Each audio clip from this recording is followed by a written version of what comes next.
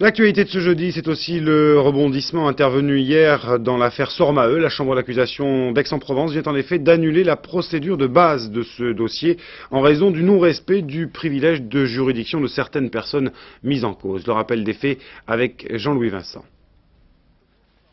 Tout commence par une procédure presque banale. En février 89, un entrepreneur marseillais est inculpé pour le détournement de 10 millions de francs.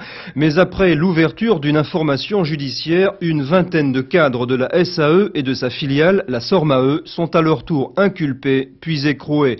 Dans les semaines qui suivent, l'enquête met alors en cause des élus municipaux. Ils sont accusés d'avoir touché des pots de vin estimés à 3% du montant des travaux. Des élus de tous bords. Parmi ceux-ci, le RPR Jean-Pierre Roux, les UDF Charles Scaglia et Jean-Pierre de Peretti, les socialistes Philippe Sammarco, Pierre Rastoin et Michel Peset. Au total, 36 inculpations et le déclenchement d'une vive polémique sur le financement des partis politiques. Par la suite, tous les élus locaux seront amnistiés. Seuls 7 des 36 inculpés sont renvoyés en mai 90 devant le tribunal correctionnel.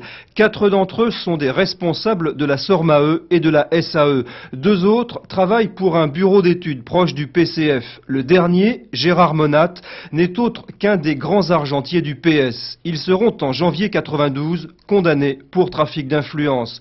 L'affaire rebondit avec la publication du livre de l'ex-inspecteur Antoine Gaudinot. Dans L'enquête impossible, celui-ci révèle que l'un des plus gros chantiers marseillais, le tunnel du Prado-Carénage, a permis de financer la société Urba, le bureau d'études du Parti socialiste. Un pot de vin de 5 700 000 francs en échange du marché. Le scandale éclabousse jusqu'au président de l'Assemblée nationale de l'époque, Henri Emmanuelli, inculpé à son tour de complicité et de trafic d'influence.